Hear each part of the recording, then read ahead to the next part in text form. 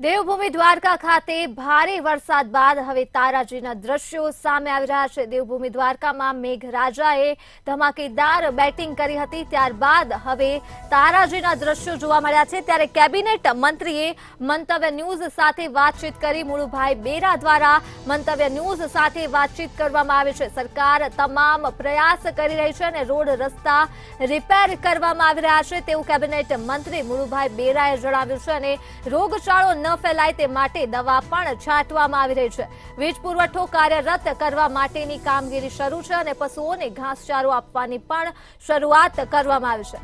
ઘરવખરી તણાઈ ગઈ તેવા લોકોને સરકાર દ્વારા સહાય આપવામાં આવશે। ખેડૂતો માટે રાજ્ય સરકાર પેકેજ જાહેર કરશે।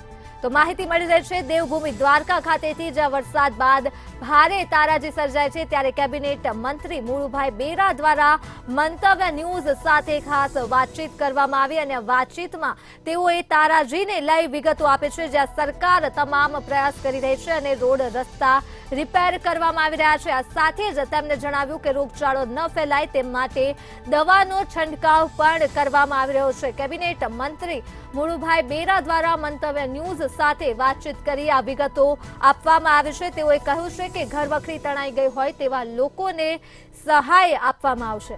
ખેડૂતો માટે રાજ્ય સરકાર પેકેજ જાહેર કરશે।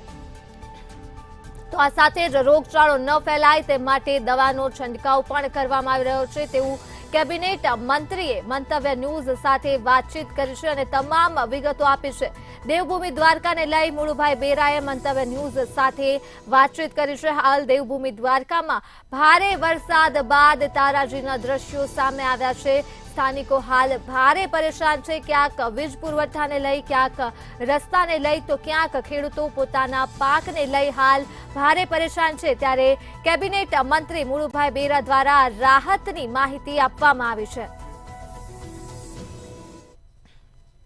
જે ચોક્કસ વાત કરવામાં આવી જામનગર અને દેવભૂમિ દ્વારકા જિલ્લાની, તો જે છેલ્લા 4 દિવસ છે જે અતિ ભારે વરસાદના કારણે અનેક ખેતરો ધોવાયા છે, અનેક ગામડાઓમાં પાણી ફરી વળ્યા છે। તો હાલ જે કેબિનેટ સરકારના જે મંત્રી છે મુળુભાઈ બેરા આપણી સાથે જોડાયા છે, તો ખાસ એની સાથે ચર્ચા કરીએ કે હાલ જે પ્રકારે ગામડાની સ્થિતિ કેવી છે મુળુભાઈ, અને જે વરસાદ અતિ ભારે પડ્યો છે તો કેટલા ઇંચ વરસાદ પડ્યો છે અને કેવી ખેડૂતોની પરિસ્થિતિ છે?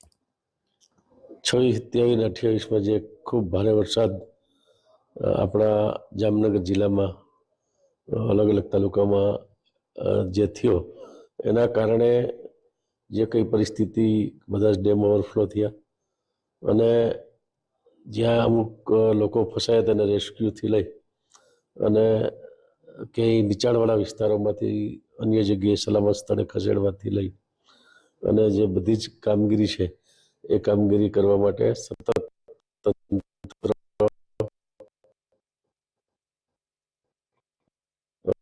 ખડે પગે સતત જે પ્રતિનિધિઓ છે, ધારાસભ્યશ્રી, જિલ્લા પંચાયત કોર્પોરેટર્સ અને અન્ય પદાધિકારીઓ, તાલુકા પંચાયતના સરપંચો બધા ખૂબ સારી રીતે આ જે પરિસ્થિતિ હતી એમાં લોકોની વચ્ચે રહી અને બધાએ કામ કર્યું। અત્યારે જે મોટે ભાગે ખાસ કરીને પીજીવીસીએલની કામગીરી હતી પૂર્ણ થવા આવી છે। ગ્રામ્ય વિસ્તારમાં બને એટલે ઝડપથી અને શહેરી વિસ્તારમાં પણ બે જગ્યાએ જે વીજળીનો પુરવઠો છે એ તરત શરૂ કરવાનો કામગીરી કરી। પાણી પુરવઠા, વોટરવર્ક્સના જે કનેક્શનો બંધ થઈ ગયા હતા, ઘણી જગ્યાએ પાણી ભરાયા હતા, તેમાં હવે ગઈકાલથી ધીમે ધીમે બધું જ પૂર્વવંત થઈ રહ્યું છે। પાકને નુકસાન છે, હું કાલે ઘણા બધા ગામોની મુલાકાત કરી તો ખાસ કરીને કપાસ અને અન્ય કઠોળને જે પાકો છે એમાં ક્યાંય મગફળીમાં પણ જે ભારે વરસાદ થવાના કારણે નુકસાની છે।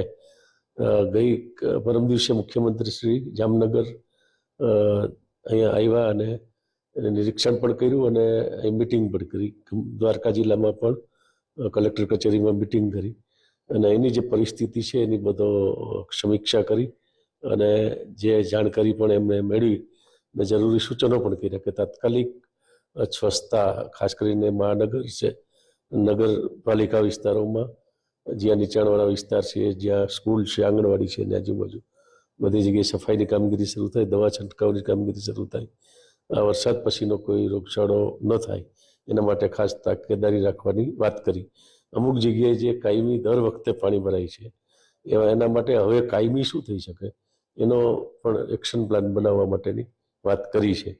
અને જયના બે જિલ્લા સ્થાનિક જે પ્રતિનિધિઓ છે એની જે કઈ રજૂઆત હતી એ રજૂઆતો પણ સાંભળી અને લોકોને પણ મળ્યા એ રીતના કામગીરી અત્યારે થઈ રહી છે.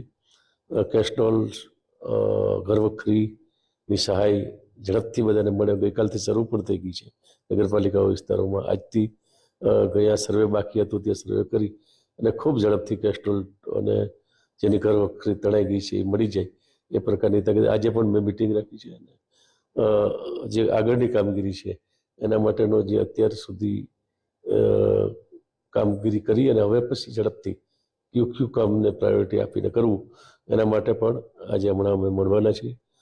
તો અત્યારે ગઈકાલથી આમ તો પરમ દિવસ સાંજથી વરસાદ ઓછો થવાથી ઘણી રાહત થઈ ગઈ છે અને રસ્તાઓ બંધ છે, ક્યાંક કોઝવે તૂટી ગયા છે, એ તળાવો નાના મોટા ચેકડેમો તૂટ્યા છે, એ બધા કરી અને આગામી દિવસોમાં ફરીથી પાછી જે કંઈક જ્યાં જે કામગીરી કરવાની છે કરી અને બધું જ પૂર્વ ઝડપથી થાય એ પ્રકારની કામગીરી અત્યારે તંત્ર કરી રહ્યું છે.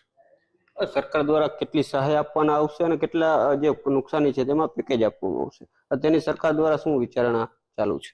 જુલાઈ મહિનામાં જે વરસાદ થયો એનું પેકેજ જાહેર થઈ ગયું હતું ત્યારે જે તાલુકામાં અતિ ભારે વરસાદ હતો એ બાગાયત હોય કે અન્ય પાક હોય એ પાક પ્રમાણે જાહેરાત આપણે જોયું હતું કે પેકેજ જાહેર કર્યું હતું.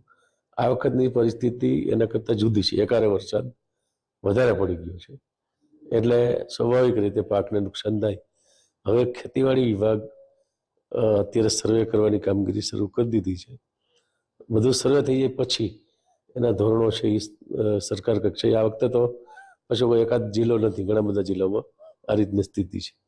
એટલે હવે એના બીજું પેકેજ આગળનું પેકેજ જે છે એ જુલાઈ મહિનામાં જે વરસાદ થયો હતો ભારે વરસાદને જે વિસ્તારોમાં નુકસાન, પોરબંદર, દ્વારકા, કલ્યાણપુર કે અન્ય જિલ્લાઓમાં જે રીતે નુકસાન હતું એ પ્રમાણેનું ખાસ કરીને ત્યારે દક્ષિણ ગુજરાતમાં પણ જે નુકસાન હતું એ પ્રમાણે પેકેજ જાહેર કર્યું હતું અને એમાં ઓનલાઈન અરજી 1 સપ્ટેમ્બરથી બધા ખેડૂતોને કરવા માટેનું પોતાના ગામમાંથી વીસીમાંથી કરવાનું એનો જીઆર પણ થઈ ગયો. એના હેક્ટર દીઠ કેટલા પૈસા આપવાના છે એનો પણ જીઆર થઈ ગયો.